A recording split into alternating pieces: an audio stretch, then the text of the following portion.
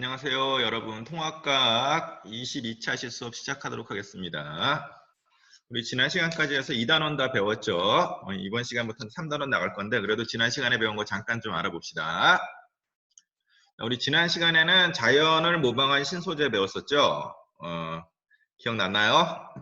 그래서 벨크로 테이프는 독고마리 열매를 이용했고, 수정접착제는 홍합이 바위에 부착해 있는 걸 이용했고, 모르포텍스 섬유는 모르포 나비를 모방했다 그랬어요.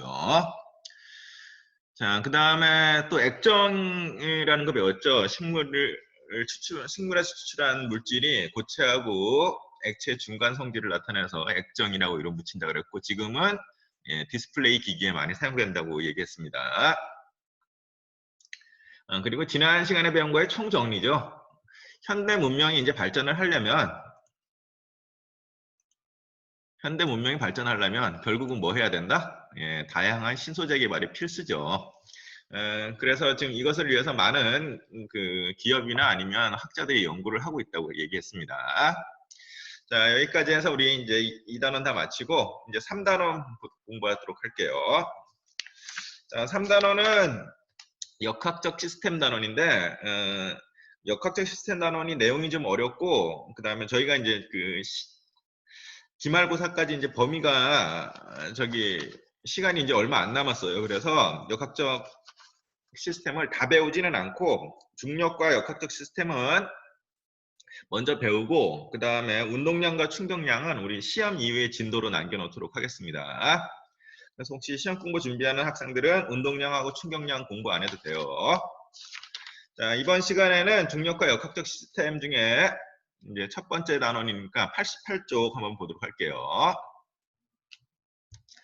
자, 88쪽 보면은 이제 이번 시간에 배워야 되는 핵심 단원이 중력이라는 거. 그 다음에 여러분들이 이제 좀 새로운 용어가 나왔네요. 자유낙하라는 말이 나왔네요. 요거에 대해서 이번 시간에 좀 공부해 보도록 할 겁니다. 자, 학습 목표는 자유낙하 운동을 설명할 수 있으면 되겠는데, 이 자유낙하 운동은 이제 여러분들이 이제 자연계를 간다 그러면은 이제 물리 시간에 많이 배우는데 이 설명하는 게 이게 간단하면서도 막상 이제 문제 풀려면은 뭐 계산을 해야 되는데, 우리 책에는 여러분 보시다시피 계산이 없죠. 그래서 여러분들은 자유낙하 운동을 설명만 할 수 있으면 되겠습니다. 그 특징들을. 자, 우리 교과서 88페이지 이제 시작합시다. 자, 88페이지에 보니까 그 시계 그림이 먼저 나와 있네요. 이 시계 그림이 나와 있는데 이 시계가 아주 정교하게 잘 돌아가고 있죠. 그죠?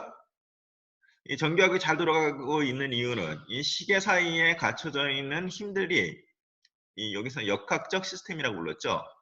역학적 시스템이 잘 유지되고 있기 때문에 그렇습니다. 자, 그러면 우리가 이제 여기서 이제 얘기하고 싶은 건 뭐냐면은 지구상의 모든 물체들, 이 지속적으로 작용하는 힘, 이게 뭘까요? 지구상에 있는 모든 물체들한테 모두 영향을 주는 힘, 뭐란 얘기예요?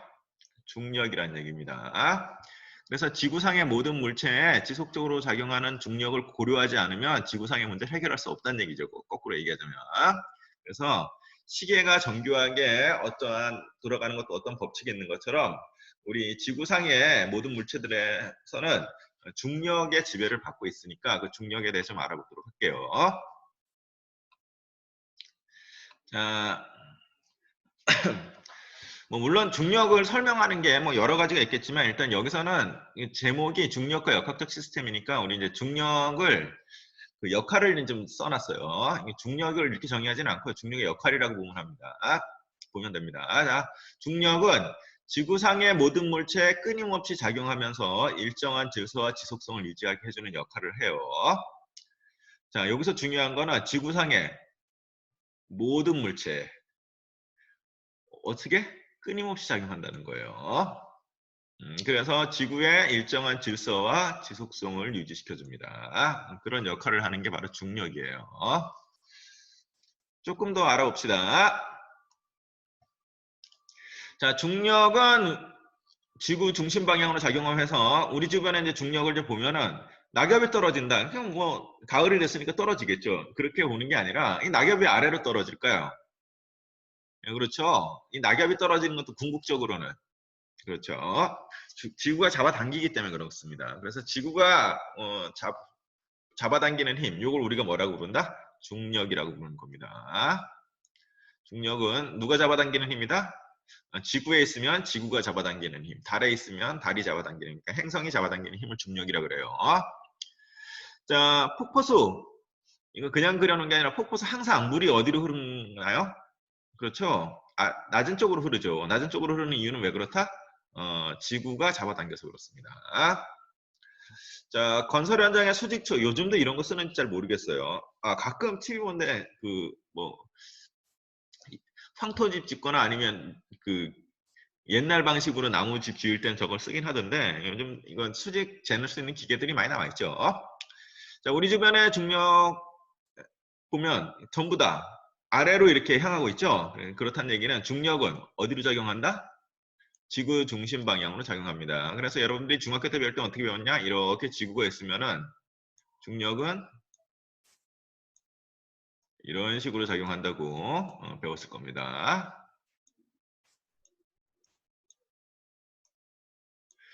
기억나죠? 네. 자, 그러니까 중력의 방향은 지구 중심 방향이다 하는 거 좀 알아봤고. 자, 우리 교과서 88쪽의 아래쪽에 있는 내용들인데 요거는 여러분들이 줄을 긋고 좀 정리 좀 해놔야 될 것 같아요.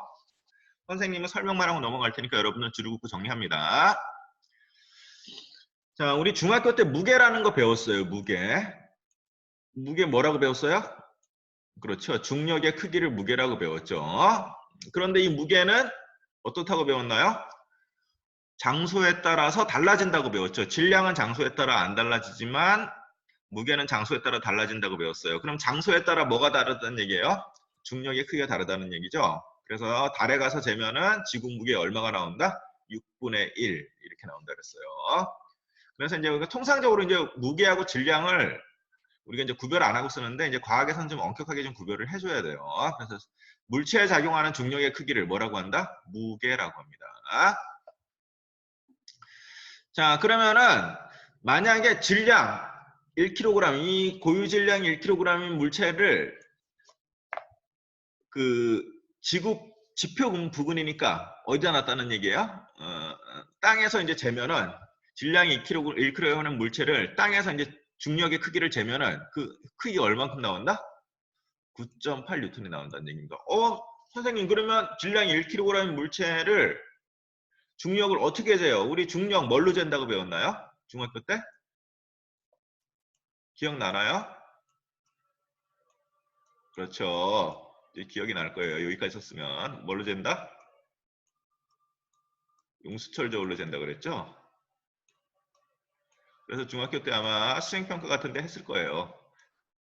용수철 저울이 많이 늘어나고 조금 늘어남에 따라 중력의 크기가 달라진다는 거. 그런데 여기서 이제 중요한 거는 지표 부근이라 그랬으니까 지금 이 9.8N은 어디서 된 거예요? 그래서 땅 껍데기에서 된 겁니다. 그럼 땅 속에 들어가서 되면 중력이 더 어떻게 될까요? 그땐 좀 작아집니다. 자, 그 다음 중력은 극에서 적도 쪽으로 갈수록 작아지고 지표면에서 높은 곳 올라갈수록 작아집니다. 이것도 참 어려운 내용인데 중력은요. 이제 지구가 어떻게 생겼냐면 지구가 우리가 원형, 구형으로 생겼다고 이제 알고 있잖아요. 근데 지구는 구형은 구형인데 97% 구형이에요. 그래서 지구는 이제 좀 과장되게 그리면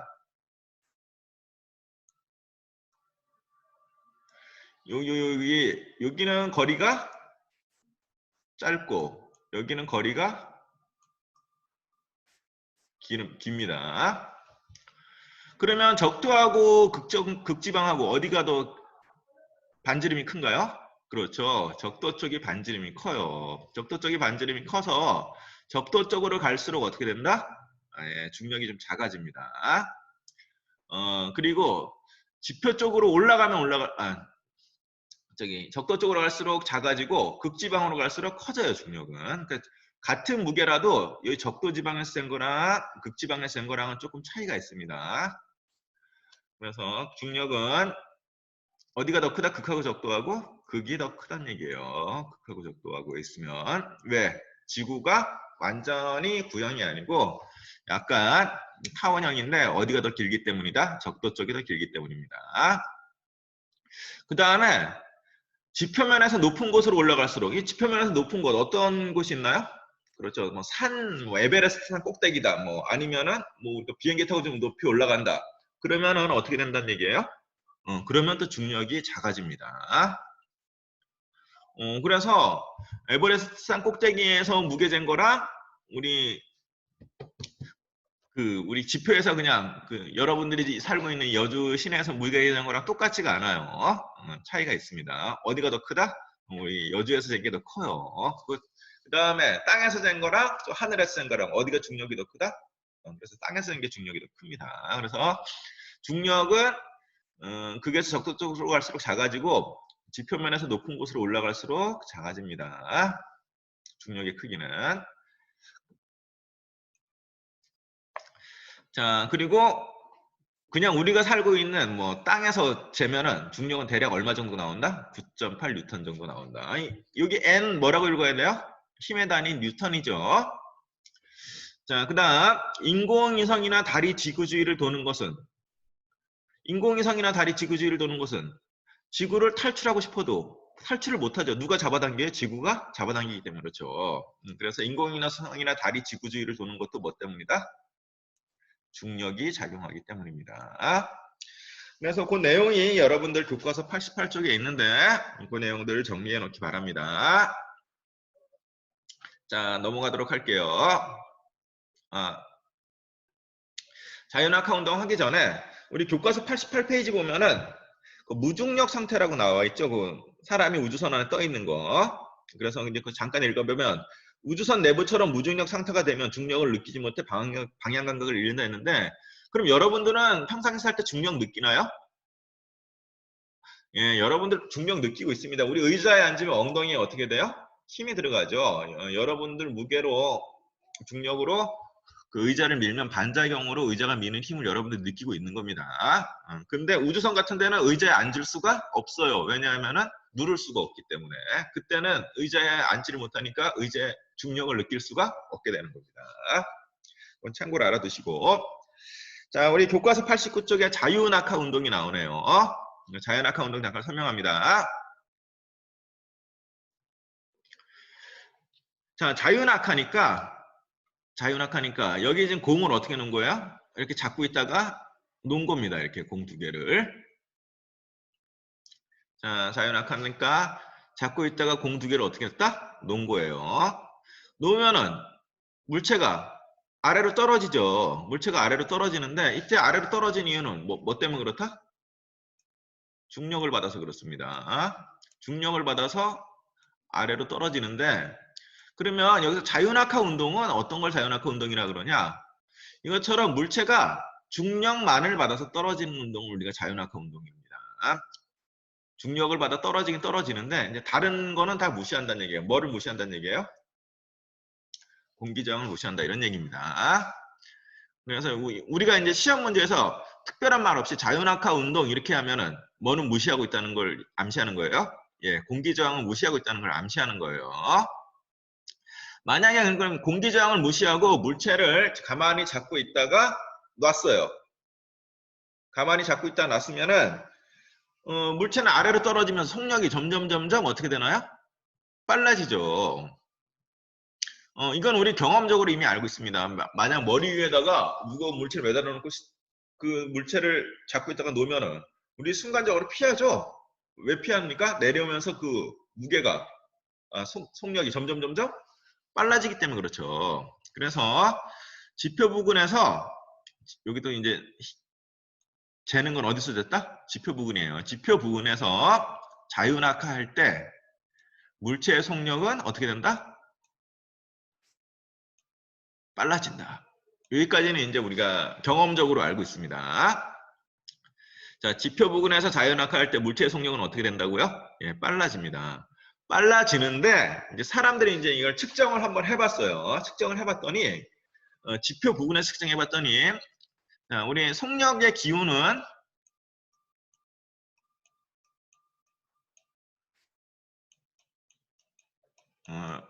속력은 영어로 velocity라 해서 V자를 써줍니다. 그래서 이제 선생님이 여기다 V 이꼴 0이라고 쓰면은 얘는 처음에 이 두 개를 어떻게 하고 있다는 얘기예요? 잡고 있다는 얘기예요. 잡고 있었어요. 그리고 이 사진은 연속적으로 찍은 사진인데 이 공이 요 공하고 공 사이의 간격을 우리 1초라고 합시다.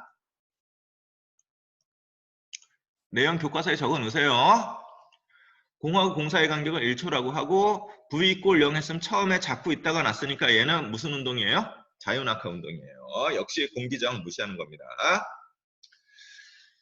자, 그러면 처음에는 됐고, 자, 그럼 여기 두 번째 사진 찍혔을 때는 이제 1초가 지났겠죠, 그죠? 1초가 지났으면 얘는 속력이 얼마가 되나요? 속력이 매초 얼마큼씩 빨라져요? 9.8씩 빨라지니까 이때 속력은 얼마가 돼요? 9.8입니다. 9.8m/s씩 빨라지니까. 그 다음 2초가 지났다. 2초가 지났으면 여기 또 1초 걸렸으니까 이때가 2초가 지나면 속력이 얼마가 될까요? 얘보다 또 9.8이 더 빨라지니까 얼마가 돼요? 19.6이 되겠죠. 그럼 3초가 지났다. 여기 공이 1초, 2초, 3초가 지났어요. 그럼 얘의 속력은 얼마다? 예, 또 여기서 또 2초일 때보다 9.8이 더 빨라지니까 27. 93, 27, 28. 29.4죠. 아유, 계산이 안 되네요. 29.4가 됩니다. 자, 이해됐나요? 자, 그래서 지표 부근에서 그 물체는 속력이 점점 빨라지는데 이 빨라지는 것까지는 우리 알아요. 근데 이제 조금 더 나가서 빨라지긴 빨라지는데 매초 얼마큼씩 빨라진다? 9.8m/s씩 빨라진다. 이 표현을 우리가 어떻게 쓰냐 하면은 지표 부근에서 가속도가 9.8m/s 제곱이다. 이렇게 얘기를 하는 겁니다. 뭐가 9.8m/s 제곱이다? 가속도가 9.8m/s 제곱이다. 이렇게 얘기하는 겁니다. 자, 그런데 여기 또 특징적인 얘기가 나왔네요. 뭐하고 관계없이? 무게하고 관계가 없어요. 여러분들 무거운 물체하고 가벼운 물체 놓으면은 만약에 공기저항이 없다 그러면 어느 게 먼저 떨어져요? 예, 똑같이 떨어집니다. 왜? 무게하고 관계없이 속력이 똑같이 증가해요. 이해됐습니까? 자, 그래서 여기 보면 파란 거는 무거운 물체, 이 분홍색은 가벼운 물체인데 떨어뜨리니까 실제로 어떻게 떨어지나요? 예, 똑같이 떨어지죠. 예. 그래서 무게가 다른 두 물체를 동시에 낙하시키면 두 물체는 어떻게 된다? 동시에 바닥에 떨어집니다. 자, 이 내용 정리하도록 하고 이렇게 지표 부근에서 가만히 물건을 잡고 있다가 놓고 중력만을 공기저항을 무시하고 중력만을 받아서 하는 운동 우리가 뭐라 그런다? 자유낙하 운동이라고 하고 자유낙하 운동의 특징은 속력이 매초 지표 부근에서는 9.8m/s씩 빨라진다. 그거는 무게하고 상관이 없다. 이거 정리해 놓을 수 있도록 합니다.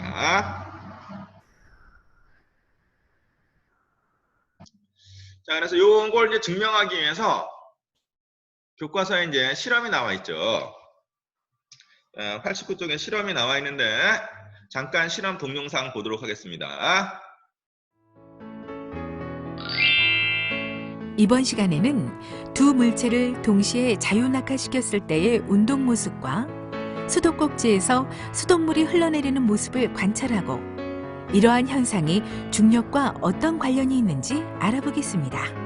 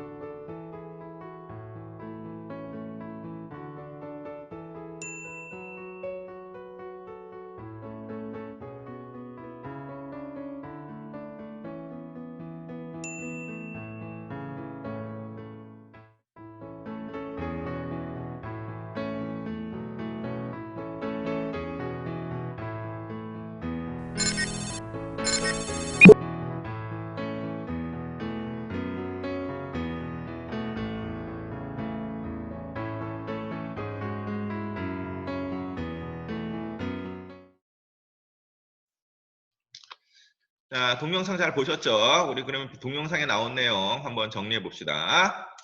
자, 1번 지우개와 펼친 A4 용지를 동시에 떨어뜨려 보자. 어느 것이 바닥에 먼저 떨어졌나요? 우리 동영상 보니까 지우개가 먼저 떨어졌죠.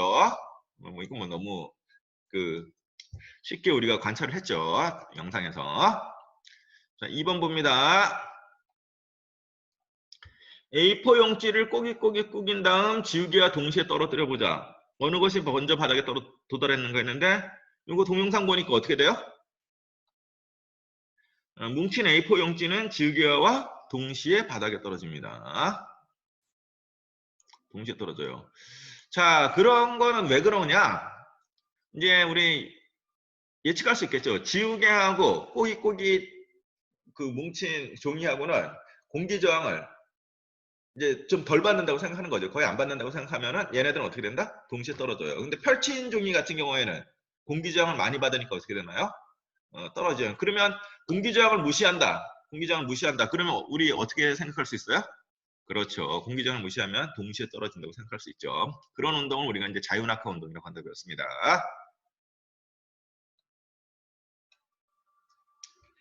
3번. 자, 수도꼭지를 조금만 열고 수돗물이 흘러내리는 모습을 관찰해보자. 물줄기가 아래로 떨어질 때 물줄기의 굵기는 어떻게 되는가 봤는데 위에는 어떻게 돼요? 굵죠. 근데 아래쪽하고 위에하고 굵기가 지금 어떤가요? 차이가 있죠. 아래로 내려올수록 물줄기의 굵기는 어떻게 될까요? 가늘어집니다. 이거 왜 그럴까요? 예, 여러분들 보고 뭐 왜 그러냐고 묻는데 아무도 없는데 제가 대답해야죠. 자, 여기 수도꼭지에서 나오는 물의 양은 일정하죠. 그러니까 예를 들자면은 이만큼의 물의 양이랑 이만큼의 물의 양이 같은 거예요. 자, 여기 빨갛게 칠한 이 부분이랑 여기 빨갛게 칠한 이 부분이랑 물의 양이 같은 겁니다. 같은데 아래로 내려올수록 속력은 점점 어떻게 돼요? 같아야죠. 빨라져야죠. 그럼 물의 양은 일정한데 속력이 빨라지고 물의 양을 같게 할 수 있는 방법은 어떻게 돼요? 길게 늘어뜨려야죠. 근데 부피는 커질 수가 없잖아요. 그럼 어떻게 됩니까? 어, 아래쪽이 가늘어지면서 속력이 긴 놈하고 여기하고 여기의 속력 차이에서 길게 늘어지면서 물줄기가 가늘어지는 거죠. 그래서 이제 정리해서 쓰면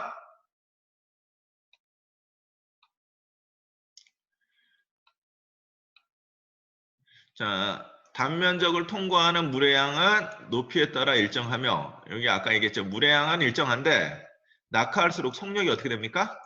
빨라져요. 빨라짐으로 단위 면적은 줄어들어 물줄기가 가늘어집니다. 정리할 수 있겠나요? 자, 우리 맨 마지막 그 해보기 실험에서 맨 마지막 답을 적어야 되겠죠. 단면적을 통과하는 물의 양은 높이에 따라 일정하며 낙하할수록 속력은 빨라지므로 단위 면적은 줄어들어 물줄기가 가늘어진다. 여러분들 잠깐 일시정지하고 필기합니다. 자, 그 다음에 우리 과정 1, 2의 결과도 정리하는 내용이 있죠. 과정 1, 2의 결과는 자, A4 용지를 펼친 상태에서는 공기 저항이 어떻게 돼요? 크게 받지만 A4 용지를 뭉치면 공기 저항이 줄어들어서 지우개하고 어떻게 된다? 동시에 바닥에 도달합니다. 아까 우리 자연낙하는 무게하고 상관이 없다 그랬어요. 됐나요? 자, 여러분들은 일시정지 잠깐 누르면서 필기해 놓을 수 있도록 합니다. 자, 넘어갈게요.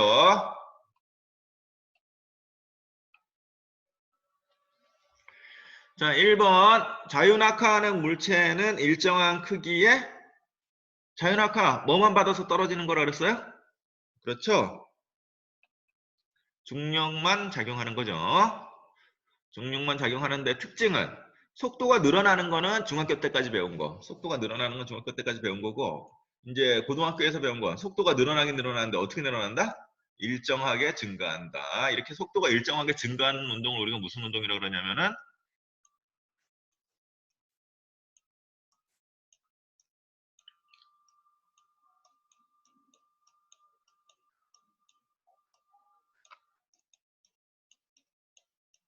여기 속도가 증가하는 게 우리 가속도예요. 근데 일정하다는 뜻에 한자가 등이에요. 그래서 등 가속도 운동 이렇게 얘기합니다. 자, 2번. 자, 빗방울이 공기 저항을 받지 않고 떨어진다면 어떤 일이 벌어질지 써보자 했는데, 빗방울이 공기 저항 받지 않고 떨어지면은 1초의 속력이 어떻게 되나요? 계속 9.8m/s씩 커지겠죠? 그렇죠? 그러면은 저기 한 1km나 2km 상공에서 생긴 그 빗방울이 그 30초 동안에 만약에 지구로 떨어진다 그러면은 30 곱하기 9.8만큼의 그 속력을 갖게 돼요. 그러면은 이거 한 방 맞으면 우리 어떻게 됩니까? 차 유리창 같은 경우는 다 박살나죠. 하지만 빗방울은 공기 저항을 충분히 받기 때문에 떨어질 때 속력이 어느 정도까지 증가해도 그다음부터 증가하지 않습니다. 자, 그래서 그냥 간단히 그냥 읽어만 볼게요. 공기의 저항이 없다면 빗방울이 최대 높이에서 가지고 있던 위치 에너지가 지면에 들어갈 때 모두 운동 에너지로 전환되기 때문에 매우 빠른 속력이 되는데, 가령 1.2km 상공에서 공기 저항이 없이 낙하하면 지면에서의 속력은 시속 550km/h니까 여러분들 비행기 속도죠, 비행기 속도. 속력이 되므로 지상에서는 큰 혼란이 발생할 게 아니라 우리 비 맞지도 못하죠. 근데 다행스럽게도 빗방울은 공기 저항을 충분히 받아서 그렇게 속력이 높진 않습니다. 자, 여기 대충 정리까지 해보고 우리 교과서 107쪽에 문제 1번 같이 풀어보도록 합니다. 자, 여러분들 문제 1번 푸세요. 자, 저는 푸른 걸로 하고 여러분들 일시정지 누르고 풀어봐야 됩니다. 자, 해설합니다. 1번 중력을 설명한 내용으로 옳은 것만을 보기 위해서 있는 대로 고른 것은 했는데, 중력은 지구상의 모든 물체에 끊임없이 작용한다. 아까 설명했죠. 중력은 끊임없이 작용합니다. 모든 물체.